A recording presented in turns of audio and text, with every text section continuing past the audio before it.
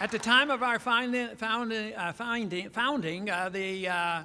judges were routinely would routinely advise the jurors that they had the right to judge the facts of the case and the law itself. It was supposed to be the last resistance against bad laws. You had the House, and you had the Senate, and you had the President, and you had the courts, but still bad laws can get through.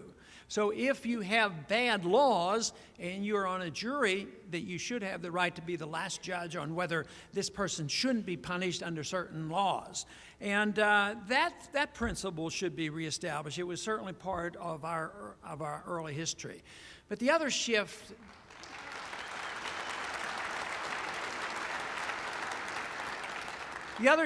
in power is something that I've thought about a lot, and it gets worse all the time.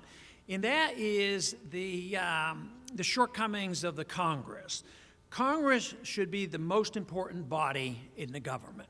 The Congress, the Capitol is on a hill, and it's the highest point, and they said it was there on purpose.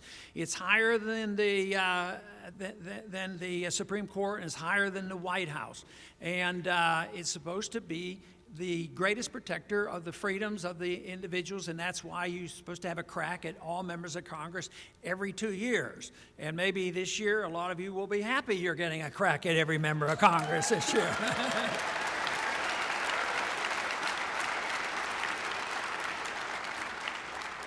But the Congress systematically, as a reflection, once again, I believe, to the educational system, just as the education teaches us bad economics, they teach us bad constitutional law, and they have taught us that it's important to have a strong executive.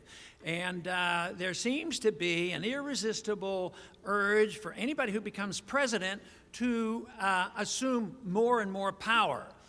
And I think the founders understood that would be a possibility. That's why they put so much power into the Congress. They never dreamed the Congress not only would have some of those powers taken away by the courts and the presidents, the executive branch. They never believed that the Congress would hand it to them on a platter. That is what's so wrong. Just think of this little episode on the fight for right to life in the medical bill.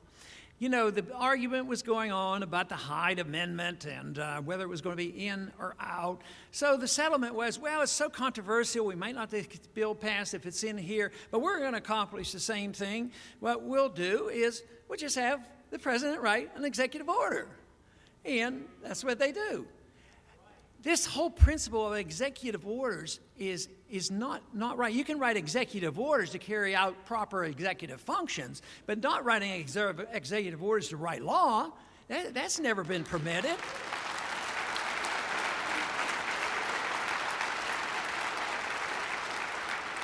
We have the administrative courts. And the administrative departments, they write regulations routinely. Thousands and thousands of pages of regulations. Those are laws. And the Congress, could override them, but they never do. They create agencies of government. The one agency I wish we really would curtail is the agency called the IRS that writes these regulations.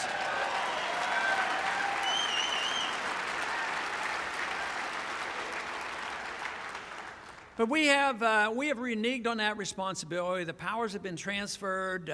Another good example of this transfer of power occurred in 2002 in the March up to war, the invasion of Iraq. So the idea came up, we're supposed to go into Iraq, which if you don't know, I strongly opposed. I thought it was wrong and didn't make any sense.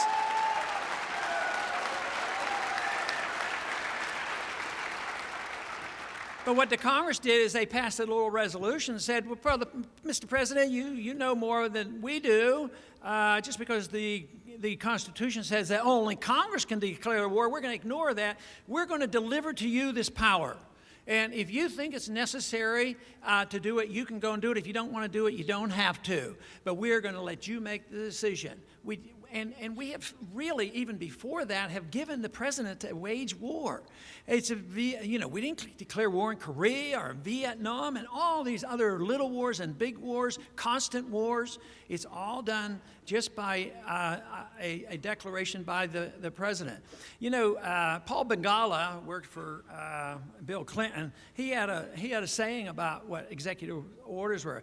He says, "Stroke of the pen, law of the land, kind of cool."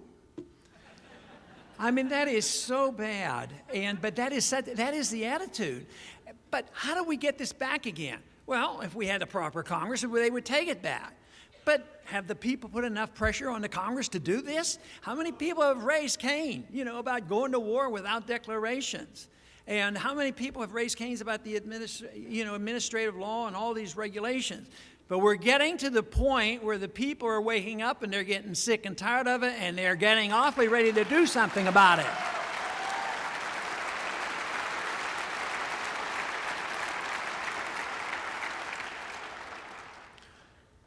That has to shift. That has to go back in these other directions. And the other area that I think we have really slipped on, and this is a bipartisan shortcoming, and that is the true understanding of civil liberties. Conservatives, I think, are frequently at fault of saying, well, we have a responsibility to make people behave better. And that's a good idea. I think people should behave better, and that would be good. But if you have certain personal habits that I don't like, I don't have a right to change them if you're not hurting anybody else.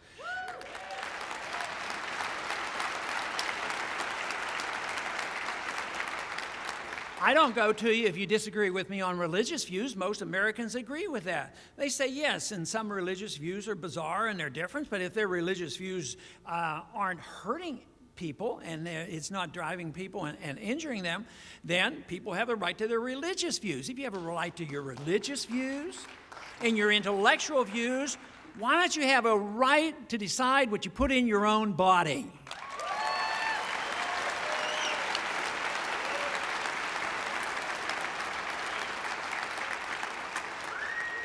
Not too long ago, somebody came to my office and they talked to me about raw milk. And I said, well, I don't drink raw milk, but what's the problem? They say, well, there's government regulations, and they tell you that they're putting roadblocks in buying and selling and drinking raw milk. And I said, well, I'll introduce a bill and let people, get the government out of the way. I said, I don't know that much about the pros and cons of drinking raw milk, but I'll tell you what.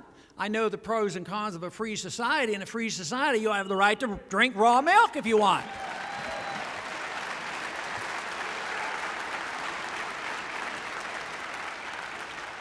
The problem with defending civil liberties is the fact that some people do things that you don't like, and that is true. And you should never accept the idea that because you allow somebody to do something that you endorse what they do. That is not it. Just because you have the freedom of religion, we don't endorse that religion. So what people do with their lives. The danger of regulating personal habits is that they will regulate everything else you do.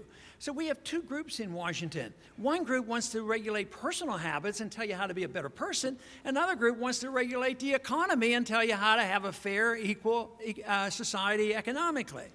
I would say the Constitution and the principles of liberty would suggest very strongly that maybe we ought to have freedom of choice in both areas.